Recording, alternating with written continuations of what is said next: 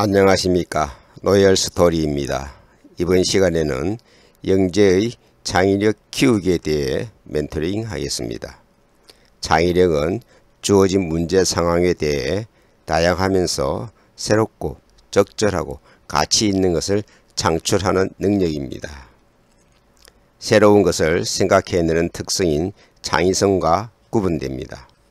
사람이나 사물의 뚜렷한 특징인 창의성은 성격이라 하고 타고난 성품이나 소질에 주목할 때는 자질이라고 합니다.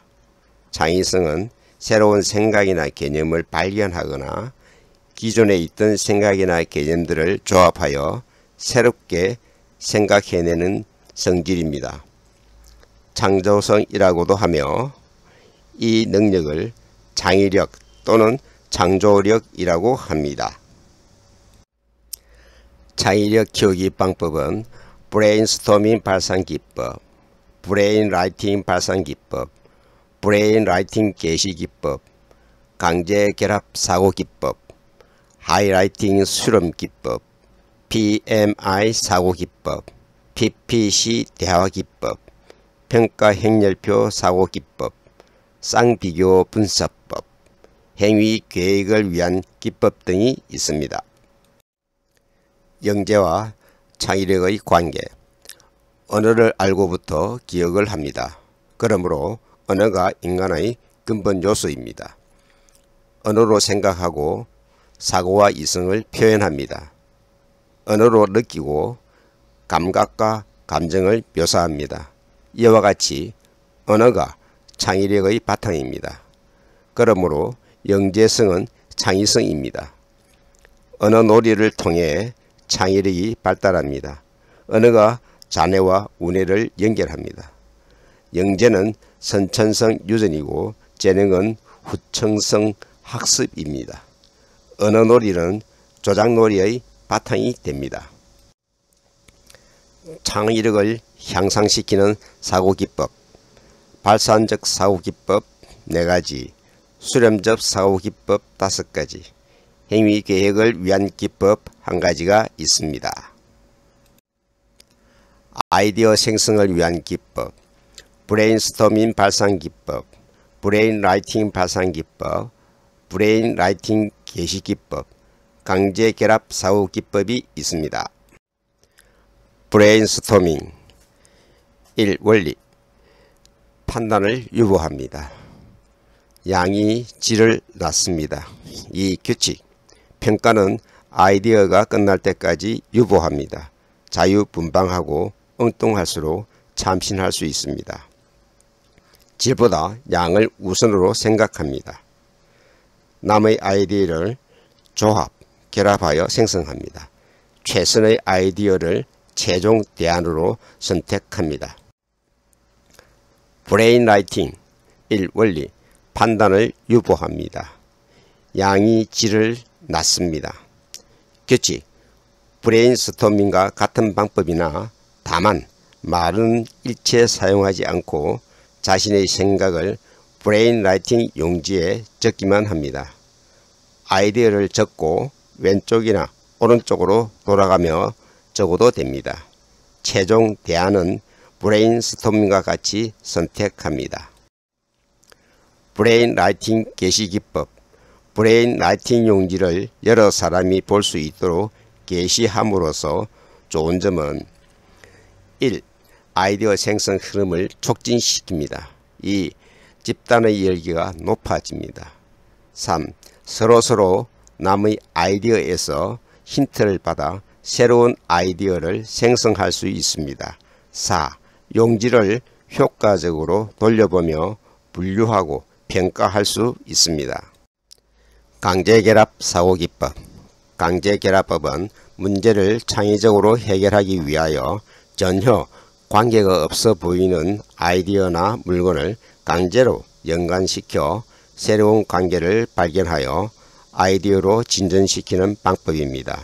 예를 들면 지우개에 달린 연필, 가시 달린 철조망, 십자나사, 화상전화기, 인터넷 TV, 핸즈프리 휴대폰 등의 발명품과 특허품들이 있습니다.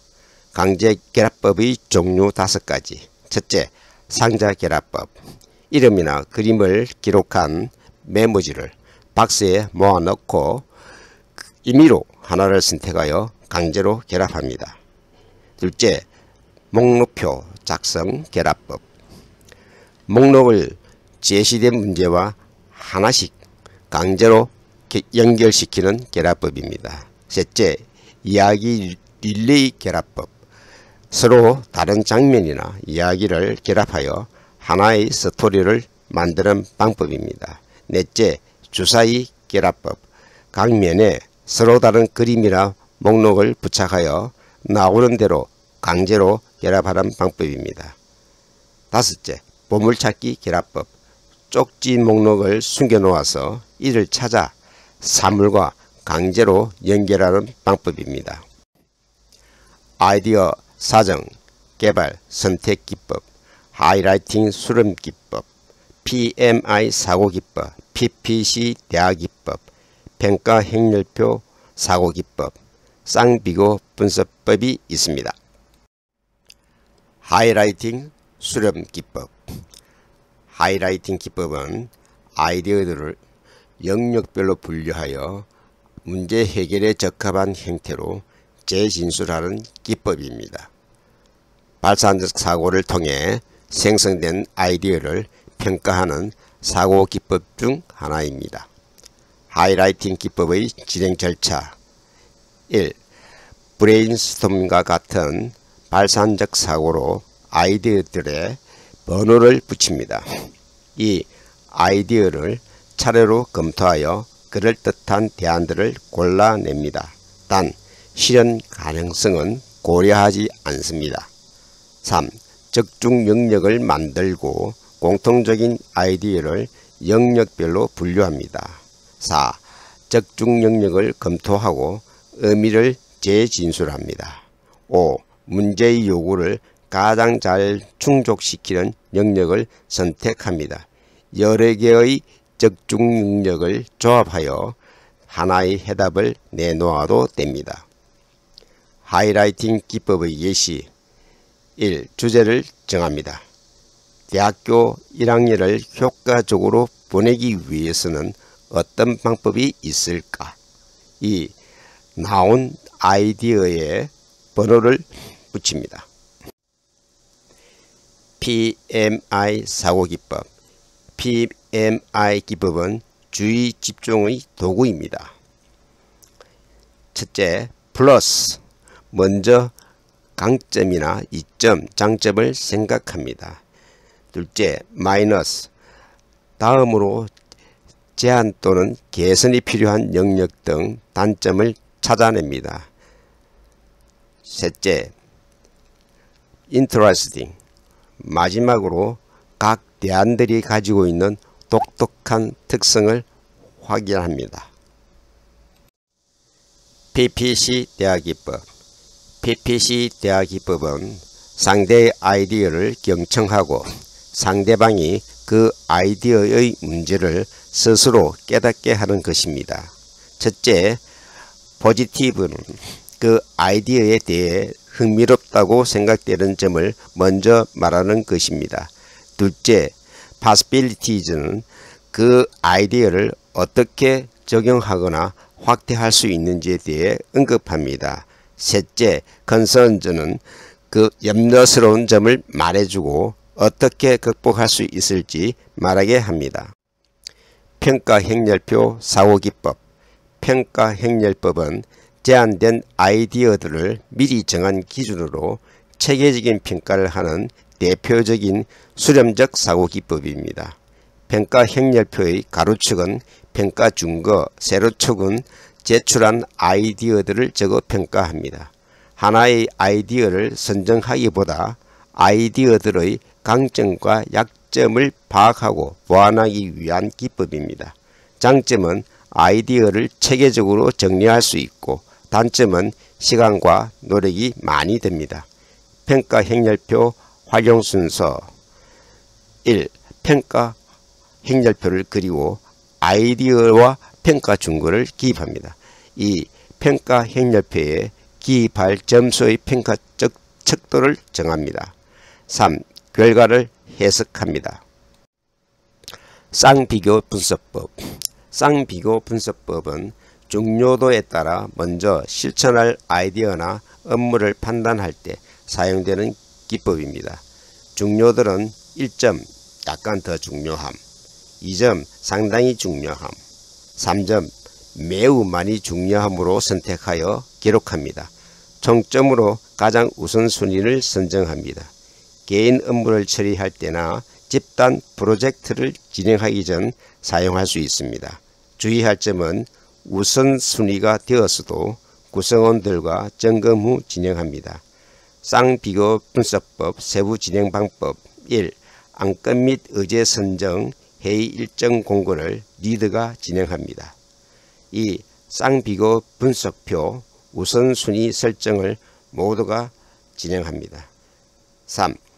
우선순위에 따른 계획 수립을 모두가 진행합니다. 행위계획을 위한 기법. 행위계획을 위한 구체적인 방법.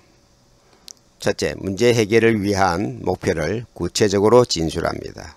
둘째, 해결책을 실현시키는데 발생될 잠재적 문제에 대처할 수 있는 아이디어를 생각합니다. 셋째, 해결책에 요구되는 행위나 행동을 구체적으로 나열합니다. 넷째, 각각의 행동에 대한 우선순위를 세우고 순위별 시간 계획과 활동 내용을 제시합니다. 다섯째, 행동 내용과 시간 계획을 플로우 차트나 다이어그램으로 나타냅니다.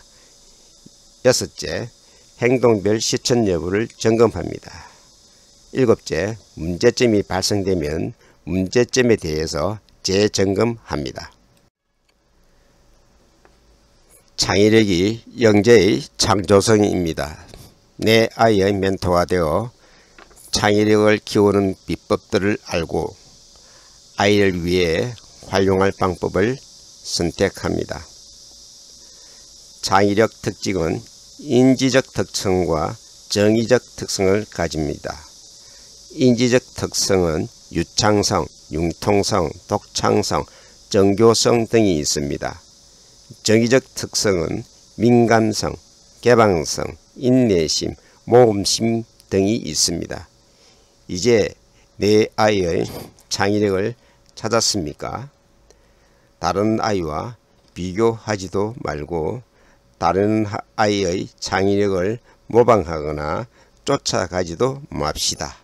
오로지 내 아이에 맞는 창의성을 찾아 창의 능력을 키워줍시다. 영재교육 멘토링은 여러분과 함께 만들어가는 채널입니다. 좋은 의견과 질문을 바랍니다. 교육 현장에서 직접 가르친 노하우로 멘토링 하겠습니다. 다음 시간에는 영재의 창의력 키우기 질문 방법에 대해 이야기하겠습니다. 지금까지 로열 스토리였습니다. 감사합니다.